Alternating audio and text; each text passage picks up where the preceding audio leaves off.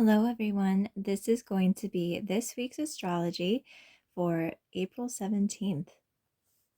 So, on the 17th, we are starting off with the moon in Aries. This is going to bring a lot of motivation to get things done and to do things that bring you excitement. So, it'll bring a lot of determination too to accomplish things that has been on your mind or that you've been wanting to get done. The next day, on the 18th, the moon will be in Aries squaring Mars in Cancer. Now, this is going to bring some frustration and even anger for some people. So be sure to keep your emotions in check. Try to calm tempers the best you can. Be careful what you say or how you act towards others. Then on the 19th, the moon in Aries is going to conjunct Jupiter in Aries, which will be much more favorable compared to the previous day. And this could actually bring a lot of reflection from what has happened maybe the previous day or how you were feeling the previous day with that square to Mars in Cancer. So that'll actually bring some nice growth and processing to your emotions even. Now on the 20th is what I mainly want to talk about in this video, which is the intense solar eclipse that we are going to have in Aries. So if you are in the United States, you may actually experience this on the night of the 19th, or more so the evening hours. If you are in the UK, this will be between 2:30 a.m. to about 8 in the morning on the 20th. This solar eclipse is going to bring new beginnings and a sense of wanting to start anew, just like the spring energy that we were feeling on that spring equinox with the Aries energy as well. But be careful with this solar eclipse energy. It may actually create some sense of getting too ahead of yourself.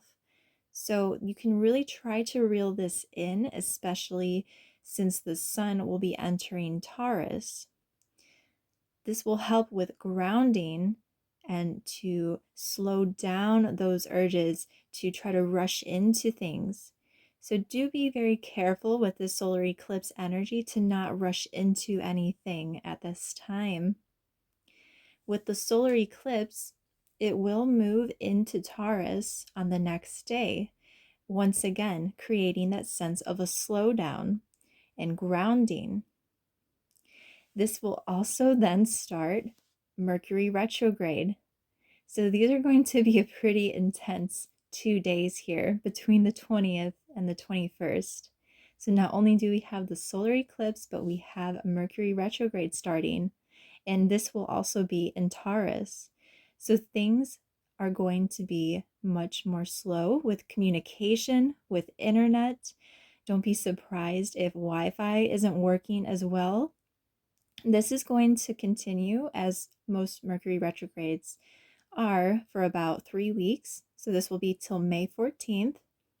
So again, be careful of communication issues, and also do not, if you can, try not to sign any contracts or long-term commitments at this time, which it may be a challenge for some of you since we have that solar eclipse in Aries, because you may want to start something new. But with the retrograde, it'll ground you and kind of pull you back from rushing into anything. So take your time with things. Wait till after the retrograde to sign anything or commit to anything long term. You can still utilize this time with that Taurian energy to plan things and get a sense of how you want to start new projects or new ideas, but don't do anything that would put it into place during a retrograde, a Mercury retrograde, that is. And on the next day, on the 22nd, the moon will then enter Gemini, which will give you a sense of motivation and maybe even new information coming in. But it will, I feel, bring a sense of a bit of scattered energy with this moon in Gemini, especially with when it's mixed with the retrograde energy as well. So just try to do the best you can with keeping busy and getting things done, but take your time with things and try to, if you can, maybe work more slowly if you're able to, so that you can avoid making mistakes, as it will be more prone to happen at this time, especially if you are trying to rush through things or going too fast paced. So even though this retrograde might be off to a rocky start, especially paired with the eclipse in Aries, the best thing that you can take from this retrograde, I feel, is getting the chance to slow down and enjoy the little things in life, and being reminded to have that time of relaxation and not always having to rush in the day-to-day life. Okay, what do we need to know after the solar eclipse in Aries and Mercury retrograde in Taurus? What does the collective need to know? Queen of Swords is here. This could be bringing some harsh energy and cutting ties with people, cutting ties with situations that no longer serve you. It'll actually be in your favor. It'll be for your benefit here with the Wheel of Fortune. This will bring success to you by doing so. A blessing in disguise. What does the collective need to know after this eclipse in Aries and this Mercury retrograde? Temperance. It'll be a time of healing, and also patience is needed here. You may need some patience in your healing and your self-care and your self-love, but mostly patience before you can start those things that you have on your mind, those projects or business ideas, as I talked about in the astrology. Have that patience with yourself. You don't want to rush into anything. Cutting things out that are no longer good for you, like with the King of Swords on the bottom of the deck as well. It's to make room for the things that are beneficial to you. By cutting away the things that you no longer need, clearing those things away during this time will actually bring in that healing and make room for things that are good.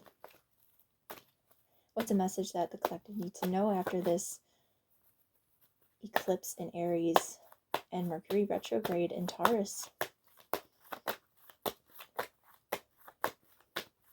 We need to know.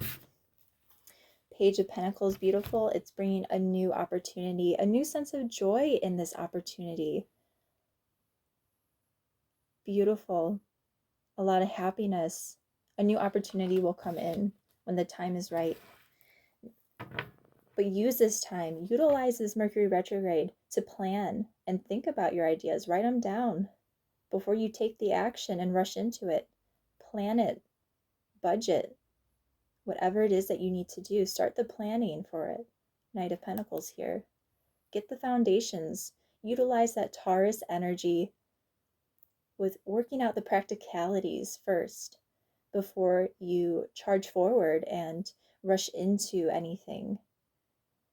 That is what you can utilize during this Mercury retrograde, because a new opportunity will come in and it'll bring you so much joy and fulfillment, whatever this is for you. If you enjoyed this astrology and tarot reading, please do like this video. Comment down below if it resonated for you.